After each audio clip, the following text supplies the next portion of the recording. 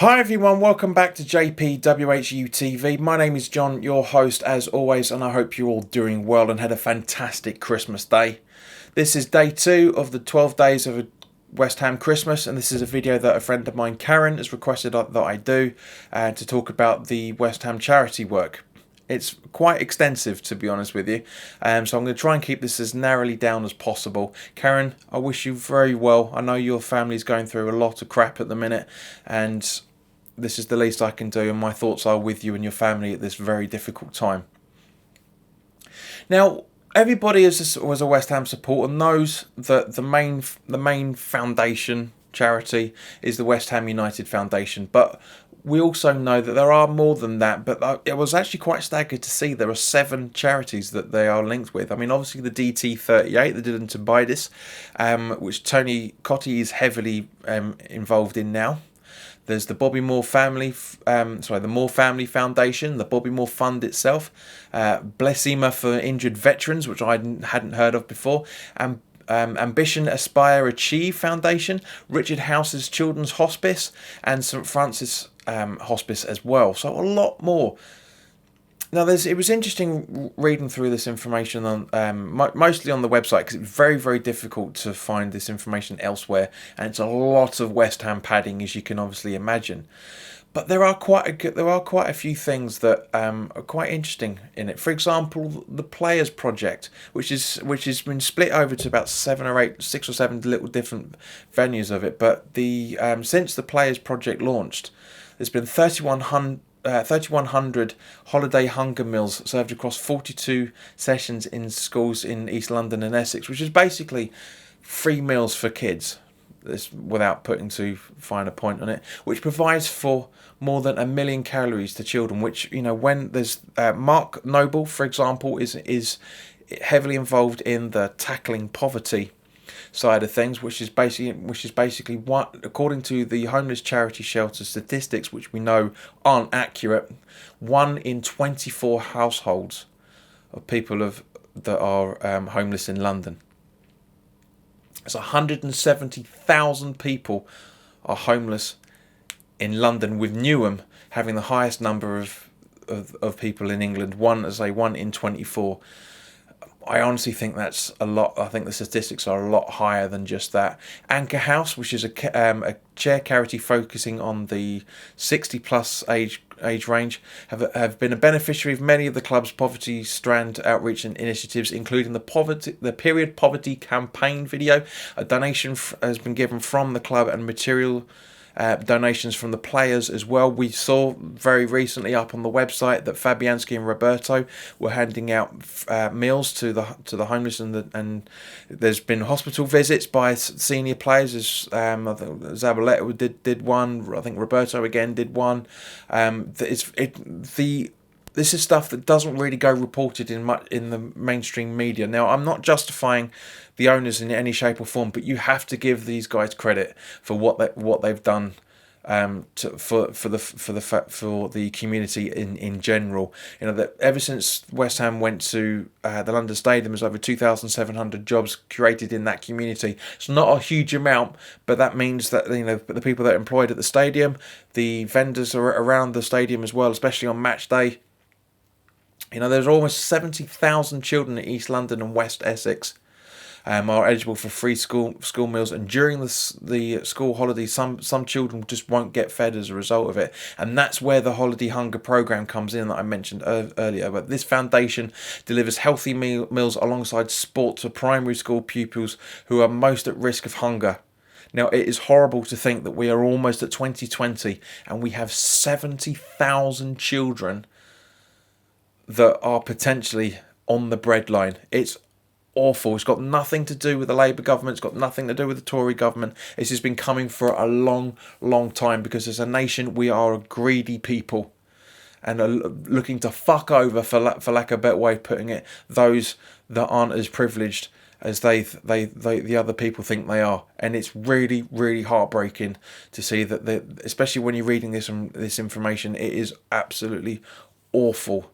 I mean, this helps. What the foundation does is it helps to raise the participation of targeted primary school pupils through their physical activity, and the parents of the children that are also at risk, which can gain a better understanding of healthy eating and cost-effective means through the learning materials that the club provides. Sebastian Allaire, for that matter, a brand new signing in the summer, is also involved in the local enterprise strand of the players' support as well, which is basically £15 million of supply chain spending with local living wage employers. As I said earlier, 2,700 jobs curated by West Ham and Stratford. Just under half of all the staff of residents, our boroughs, live in the local areas, local boroughs to the club. It's completely understandable. Again, it's good news that the club is helping, not by much, but are helping to put money back into the local community. There's also the Newham Athletics Network, which offers a route into elite athletes for children. A great fund that's been set up. Community school hub outreach programs. There's Tower Hamlets Virtual School Awards, and working with the Moore Family Foundation, the club has put on students to visiting the first team training ground at Rush Green. So interaction with the community has always been at the core of West Ham. It really has. West Ham has got its own community that it builds up, and the club are trying to give back. They're not doing very well. There's a lot more. I honestly think they could be doing a lot more, but the stuff I'm reading, it's very impressive. 50,000 people engaged in over 30 West Ham United Foundation programs every single year. Again, I don't think that's high enough, but it is still very good at the same point. 13 prison inmates from the HM Prison in Chelmsford are graduating from the playing in and out twinning program, which is basically it's like the inside and out thing, right? Where kids that are on the verge, shall we say, of becoming juvenile delinquents, for lack of a better way of putting it, going into prisons, seeing what prison life is like, seeing what's ahead of them, and also the inmates giving them how their experiences inside and out as well, which is why it's basically the same as the inside and out program. Very good education in that sense. The real world, seeing, look, if you get arrested X amount of times and you go to prison, this is what your life's going to be like, and this is the impact it has on your family. This is the impact it has on your friends. Blah blah blah. All that stuff. It is really good. Now also there's other stuff that the West Ham are involved in, which again kind of isn't really broadcast all that much. For example, there's regular engagement with campaign organisations such as Stonewall, Show Racism the Red Card, and of course Kick It Out. There's obviously very heavily recent linked with the Pride of Irons and the LGBT community charities as well, or organisations I should say as well, which again is making everybody to be aware, because there is a lot of ignorance around nowadays, a lot of ignorance in terms of how people are. Just because I am this way, my life's been this way, people's attitude seems to be, I expect your life to be exactly the same way. No, it's not. There are people that are worse off than me, and there are lots of people that are a lot better off than me. But I don't impact that line of thinking onto everybody else. I don't think just because I went to a certain school that everybody that didn't go to that certain school is a piece of shit. And this is what West Ham Foundation is trying to eliminate nowadays, is to make sure that everybody is more social aware. And I really have to give them hats off to that, and not just for that side of things as well, but the health and well-being program that they have as well. Again, 50,000 people engaged in that. And they're promoting everything about healthy living within the community school hub program. 278 individuals were involved in intervention activities, with 72% of these demonstrating improvement in their numeracy and literacy skills. It's absolutely brilliant. I could have done with this when I was a kid, because as you can tell, I've got a stammer and I have a lot of trouble reading off the cuff.